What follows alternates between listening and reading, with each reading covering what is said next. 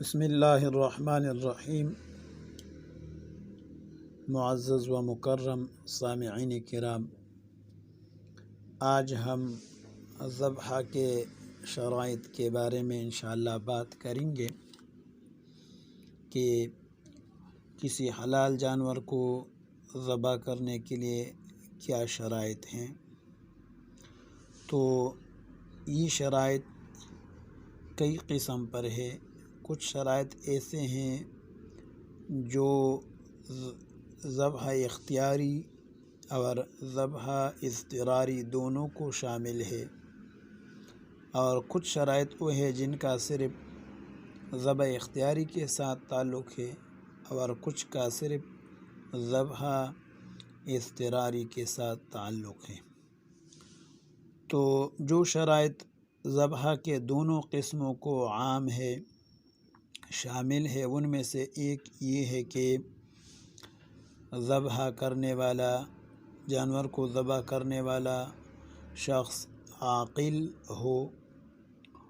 جب عقل کی قید لگا دی گئی تو اس قید کے ذریعے اس شخص کا ذبیحہ جو ہے حرام ہو گیا جو عاقل نہیں ہے، لہذا مجنون کا ذبیحہ نہیں کھایا جائے گا، اور اسی طرح ایسا بچہ جو عاقل نہ ہو اس کا ذبیحہ بھی، یعنی وہ کسی جانور کو ذبح کرے تو وہ نہیں کھایا جائے گا۔ لیکن اگر بچہ عاقل ہے، ذبح کو سمجھتا ہے اور ذبح کرنے پر قادر ہے، تو اس کا ذبیحہ، یعنی اس کا ذبح شدہ جانور اس کو کھایا جائے گا۔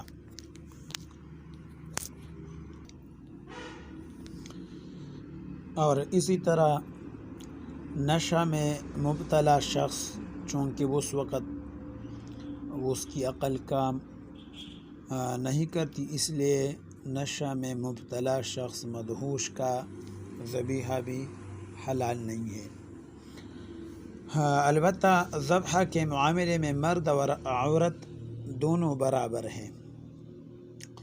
گونگا جو قوت گویائی سے محرومی کی بنا پر بسم اللہ کہنے سے معذور ہو، اس کا ذبیحہ بھی حلال ہوگا۔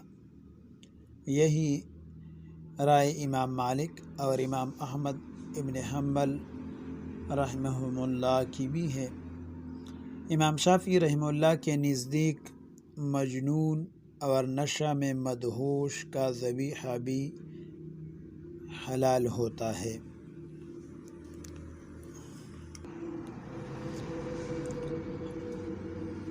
دوسری شرط ذبح کرنے والے کے لیے ضروری ہے کہ وہ مسلمان یا اہل کتاب میں سے ہوں۔ اللہ پاک فرماتے ہیں وَطُعَامُ الَّذِينَ أُوتُوا الْكِتَابَ حِلٌّ لَكُمْ۔ یہاں طعام سے مراد ذبیحہ ہے، لہذا مشرک، مجوسی، مرتد، خواہ اس نے کوئی بھی مذہب قبول کیا ہو، یعنی اسلام چھوڑ کر کسی بھی مذہب میں چلا گیا ہو، ان سب کا ذبیحہ حرام ہوگا۔ فقہائے کرام نے مسلمانوں کے ایسے فرقے جن پر بعض لوگوں نے کفر کا فتویٰ لگایا ہے، جیسے معتزلہ، روافض، گو بعض علماء نے ان کے ذبیحہ کو بھی مرتدین کے ذبیحہ کے حکم میں لکھا ہے اور حرام قرار دیا ہے، لیکن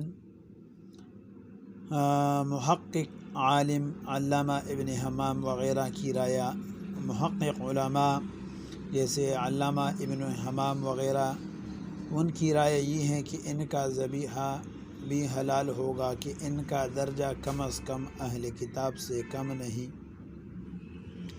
اور یہی رائے علامہ شامی کی ہے۔ البتہ قادیانی چونکہ مرتد اور زندیق کے حکم میں ہے، اور ان کا کفر شک و احتمال سے بالا تر ہے، یعنی ان کے کفر میں کوئی شک نہیں، لہٰذا ان کا ذبیحہ حرام اور مردار کے حکم میں ہوگا۔ اس پر سب کا اتفاق ہے کہ جو لوگ دار اسلام میں ہو گو وہ فاسق ہوں، زانی ہو، چور ڈاکو ہو، بہرحال ان کا ذبیحہ حلال ہوگا۔ اور یہ بات واضح رہے کہ اہل کتاب سے مراد یہود و نصارہ ہے۔ قرآن کی تصدیق کے بغیر اقوام عالم میں کسی کے بارے میں ہمارے لیے یہ فیصلہ کرنا مشکل ہے کہ آیا وہ کسی کتاب آسمان کے حامل ہیں اور ان کے پاس موجودہ صحیفہ الہامی ہے جو محرف شکل میں ان کے پاس موجود ہے۔ یہ ایک ایسا مسئلہ جس سے نکاح و غذا اور عصمت و ذبیحہ کی حلت متعلق ہے، محض ظن و تخمین اور قیاس و گمان کے تحت فیصلہ کیا جانا کسی طور قرین انصاف نہیں ہے، لہٰذا تحقیق ضروری ہے کہ یہ جو اپنے کو اہل کتاب کہتے ہیں، یہودی یا نصرانی ہونے کا دعویٰ کرتے ہیں، یہ کسی کتاب کے حامل ہیں یا نہیں۔